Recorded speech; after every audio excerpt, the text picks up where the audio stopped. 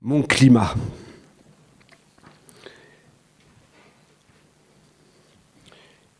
Il y a quelques années déjà, les présentateurs météo, dans leurs prévisions, ont intégré la notion de ressenti quant à la température extérieure.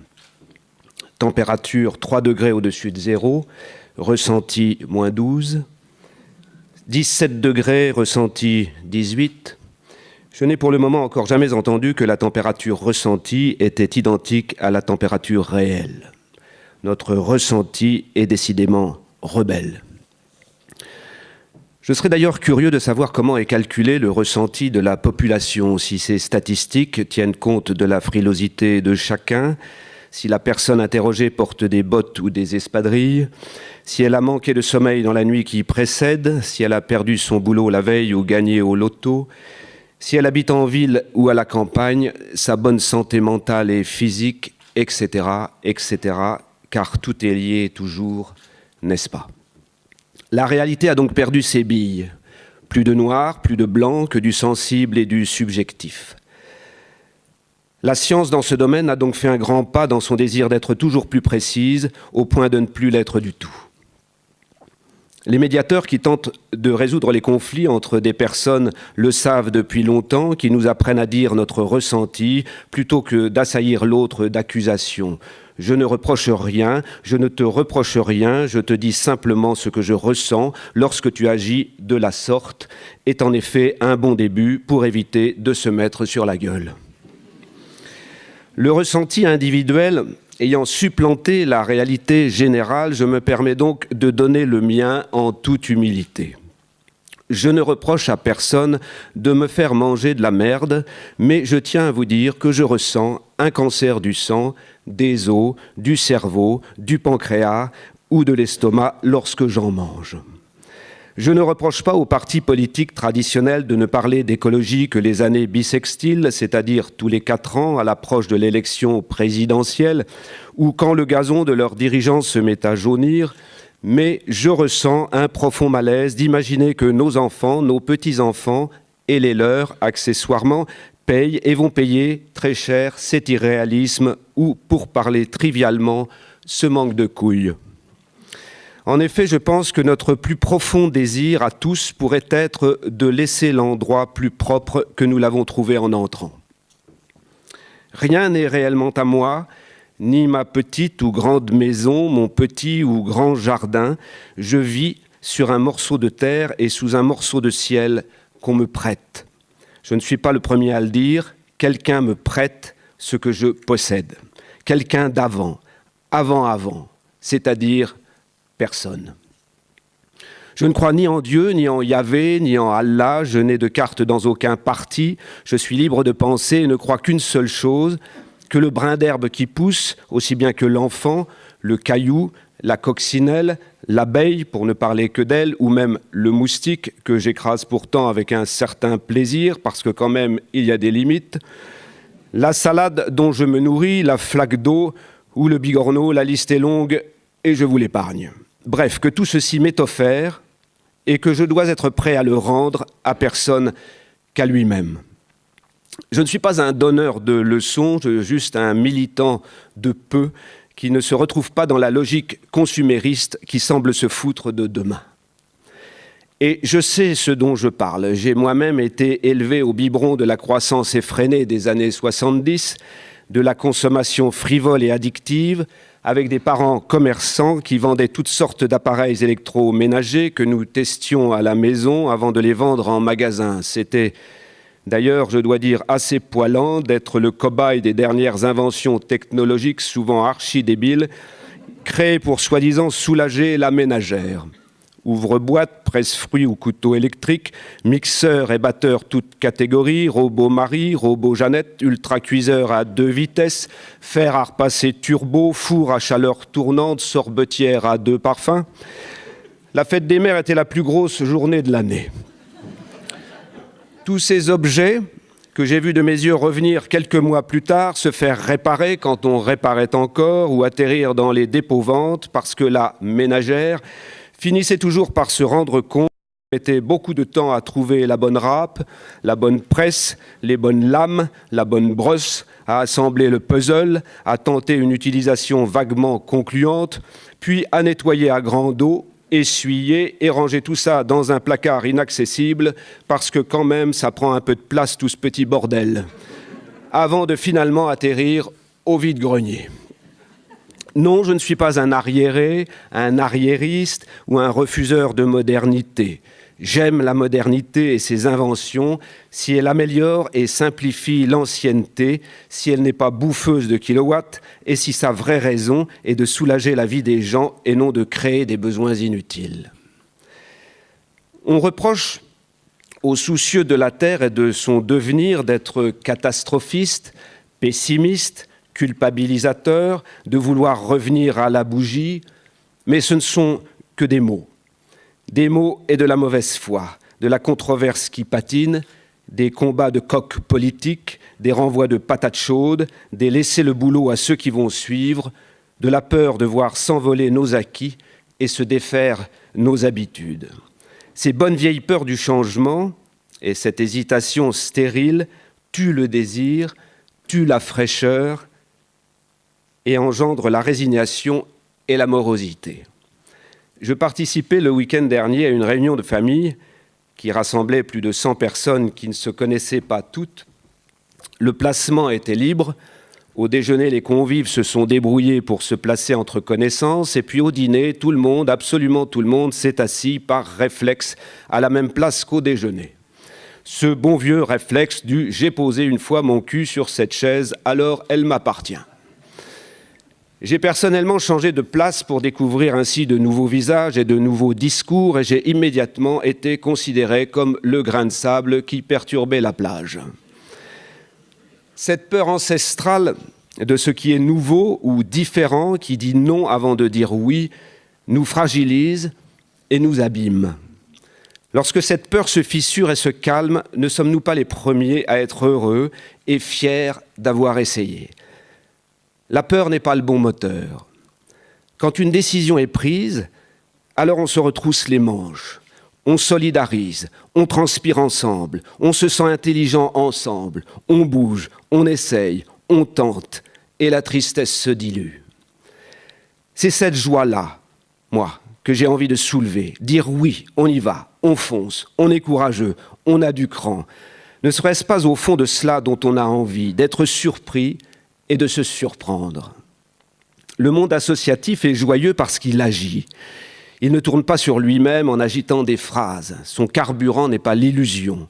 Quand des personnes passent une journée sur une plage ou dans une forêt pour y ramasser l'ordure, cela vous paraît peut-être très anecdotique, mais ces gens-là agissent et sont heureux de faire. Ne pas agir rapidement, efficacement, solidairement, politiquement, économiquement, industriellement, est inconscient et absurde. Aussi absurde que de planter des bites sur les trottoirs pour protéger les piétons des voitures qui, par voie de conséquence, empêchent ces mêmes piétons de marcher sur ces mêmes trottoirs. Que de sécuriser les cyclistes sur les voies de bus tout en les obligeant à respirer le trou du cul des mastodontes et son carbonique par paquet de 12. Que la climatisation, allumée par habitude dans la plupart des hôtels, restaurants ou bâtiments collectifs au point d'attraper la mort au petit déjeuner quand il fait 35 degrés dehors. Que de fixer des barres sur les bancs publics pour empêcher les sans-abri d'y dormir, ce qui est un sommet d'intelligence puisque plus personne ne peut s'y asseoir. Que les portes automatiques des magasins qui s'ouvrent et se ferment à chaque passant qui passe, ça réchauffe le bitume, il est content. Que l'utilisation grandissante de la voiture dans des pays en développement, alors que d'autres développés vont être de toute façon obligés de la réduire. Que de trop produire, trop cueillir ou trop pêcher et de détruire ce trop au nom de l'économie de marché. Que de ne pas transmettre l'écologie dès le plus jeune âge dans les écoles comme une vraie matière qui pèse son vrai poids. La liste est longue, d'une logique qui part en vrille parce qu'avec le temps, le simple bon sens s'est fait la malle. Que voulons-nous comme vie, comme relation avec les autres, avec le travail, le temps libre, avec l'argent, les objets, avec la ville, les paysages, l'eau douce, l'eau salée, le bitume sous nos pieds, la terre qui salope nos chaussures, laboure nos certitudes et enracine nos existences. La vraie croissance, d'après moi, est celle de l'être humain qui tente de répondre à ces questions et non celle que les économistes patentés nous enfoncent dans le crâne à coups de massue chaque matin. Les politiques attendent les industriels qui attendent les politiques. Tout le monde s'attend. Et pendant ce mauvais temps ressenti, notre père, notre ami ou notre voisin meurt de ce crabe purulent et pullulant que certains crétins appellent encore une longue maladie. Je leur présenterai mon oncle qui est mort en 3 semaines de cette longue maladie. Nous sentir responsables de nous-mêmes et de ceux qui vont suivre est une chance. C'est ce qui nous rend vivants. L'irresponsabilité rend bête, s'abstenir rend bête, la faute aux autres rend bête, la faute à pas de chance rend inactif, la résignation rend amorphe, la victimisation rend triste. Alors faisons le boulot nous-mêmes, individuellement, 1 + 1 + 1 + 1, car il n'est plus l'heure d'accuser, la liste est en effet trop longue et l'efficacité nulle. Il est juste l'heure de mettre les mains dedans, de faire des toutes petites choses multipliées par des milliards de toutes petites qui montrent le chemin de nos désirs aux politiques peureux, de montrer l'exemple à nos décideurs qui décident si peu parce qu'ils pissent dans la culotte de leur impopularité. Rassurons-les, ils en ont besoin. Montrons-leur qu'ils ne craignent rien, que nous sommes prêts, que nous sommes conscients et fiers de l'être, que nous avons envie de bouger pour nous, pour nos gamins et les gamins de nos gamins, parce que c'est le plus bel héritage que nous leur devons et qu'ils soient fiers de nous. Invitons-les au grand banquet des éléments. La mer monte, monte, monte. C'est l'heure de son déjeuner gourmand. Les îles feront son hors-d'œuvre, les dunes et les falaises sont plats de résistance. Quant au dessert, il dépendra de notre courage à rendre son appétit moins vorace. Plus nous sommes gourmands en énergie, plus elle le sera en appétit. Les preuves sont établies, alors pourquoi tergiverser ? Que tout le monde s'active alors. Maintenant, pas dans 2 heures, je pense que maintenant, le monde entier a les preuves en main sur ce climat ressenti et réel, qu'il a assez réfléchi, assez analysé le globe et son échauffement, assez mesuré la hauteur d'eau. Je vous en prie, bougez-vous maintenant les gars, et laissez un peu de place aux filles. Nous on est prêts, les hommes sont prêts. Mettez de la terre et du ciel entre vos dents, mais ne parlez plus la bouche pleine et transpirez de la décision. Tombez les chemises et les cravates pour courir après demain. Arrêtez les ascenseurs et les tapis roulants de l'inertie. Actionnez les manivelles. Allez, mesdames et messieurs, faut aller dans le grand bain. Brassez du concret, stoppez la parlerie, multipliez les muscles et arrêtez de ramper avec la langue. Elle a assez tourné, faut baver du palpable. Et vous aussi, les grands groupes industriels, montrez-nous que vos grands aïeuls étaient paysans et respectaient le nuage. Montrez-nous que vous êtes inventifs dans tous les cas de figure. Prouvez-nous que vous pouvez encore gagner votre vie dans la propreté, dans le plaisir de l'arbre et de l'olivier. Indiquez-nous la route, la belle route du collectif et du bien-être. Invitez-nous à boire une tasse en Seine, en Rhône, en Loire ou en Garonne. Arrêtez la compète, arrêtez les coups bas de la libre concurrence. Donnez-nous à voir les coups hauts, ceux qui vous et nous élèvent vers les cimes de la bonne santé de la tête et des jambes. Mélangez vos efforts, multipliez et additionnez vos recherches pour être fiers de vous-même et vous raser avec joie chaque matin devant le miroir. Arrêtez la peur du lendemain qui vous serre le bide et dessert nos pancréas fragiles. Intéressez-vous aux hommes, à leur chair, à leur peau, à leur cœur, plutôt qu'à leur retraite anticipée et à leur porte-monnaie. C'est de vous, entre autres, c'est vrai. Mais quand même, que doivent venir des milliers de solutions techniques et encourageantes qui caressent la terre dans le bon sens, le sens du vent porteur, porteur d'idées, de fantaisies singulières et salutaires. Et vous aussi, médias, de toutes couleurs et de toutes formes, je vous en prie, pédagogisez les infos. Nous ne sommes que d'éternels enfants. Offrez-nous de beaux exemples. Nous avons besoin d'admirer pour imiter. S'il vous plaît, déployer les gorges de ces inconnus qui inventent de l'alternative positive tous les jours au réveil. Il y a des milliers de conquérants dans l'ombre qui ont arrêté la glose et creusent des solutions à main nue, à main propre. Nous voulons les connaître, nous, vos chers auditeurs, entendre leur souffle, leurs gestes, leurs idées qui transpirent, la sueur perlée de leur conscience. Ils s'en foutent, eux, du ressenti du climat, de la langue de bois déracinée de certains de nos élus et de l'info des kilomètres de bouchons au petit matin. Eux, ils avancent dans le réel et dans le pragmatique avec des initiatives qui imposent le respect et soulèvent les casquettes. Ces hommes-là, qui ont décidé le bonheur de faire et de créer, de prouver que le pire n'est jamais sûr, n'attendent plus rien de quiconque. Ils cultivent, ils cherchent jour et nuit, prennent de l'avance sur les vieilles habitudes, inventent un autre confort, une autre cohérence, une autre philosophie, un autre art de vivre moderne et sans frontières. Oui, ce sont ceux-là que j'ai envie d'écouter, avec mes oreilles bien ouvertes et disponibles. C'est avec ceux-là qu'il faut faire des unes et qu'il faut faire du bruit. Ce sont ceux-là qui, bouche fermée, nous ouvrent la voie du beau, du bon, et que la terre remercie au crépuscule. Non, ce ne sont pas les polémiques politicardes et vulgaires encombrant les ondes qui me nourrissent. Elles assiègent quotidiennement notre intelligence et caricaturent l'engagement. Ces guérillas d'ego, ces effets d'annonce, ces crochets de droite et de gauche uppercutent mon cerveau en otage, ronronnent au fond de mes oreilles et font saigner mes tympans de citoyens.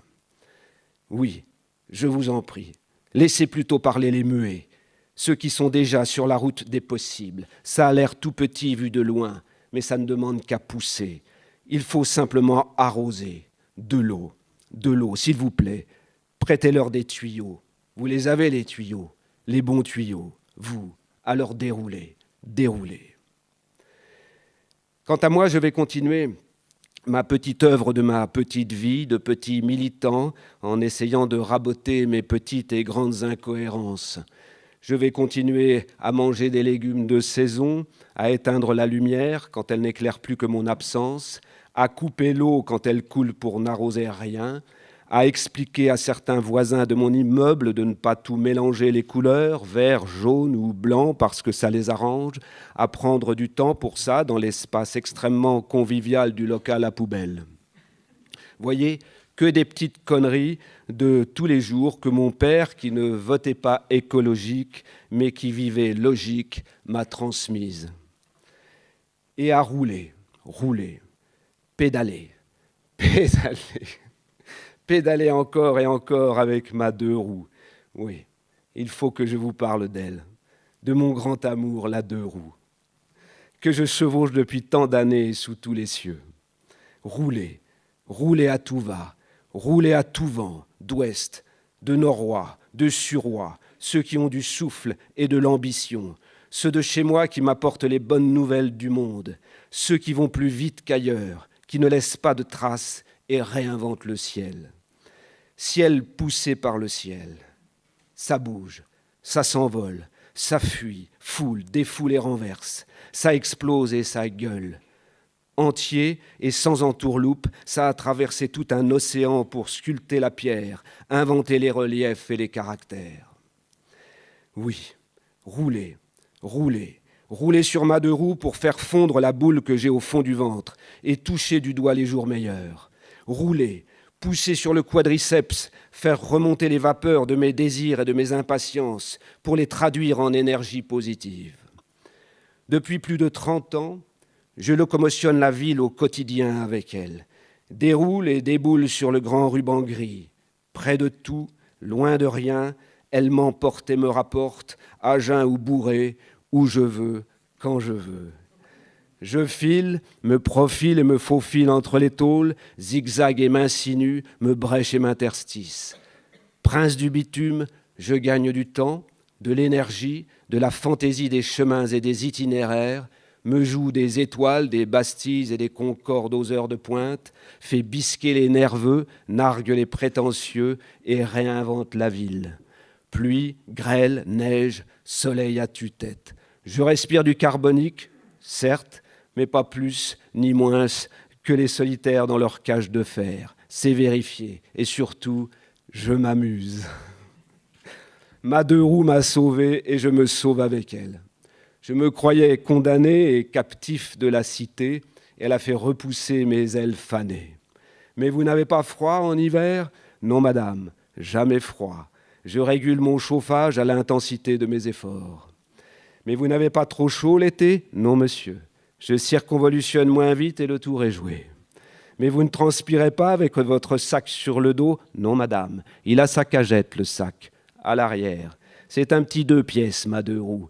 J'y transporte tout, des sacs et valises, des bois et matériaux, des tringles à rideaux, des vases de Chine, des oléagineux, des boules de cristal, des huiles essentielles et des pensées aériennes.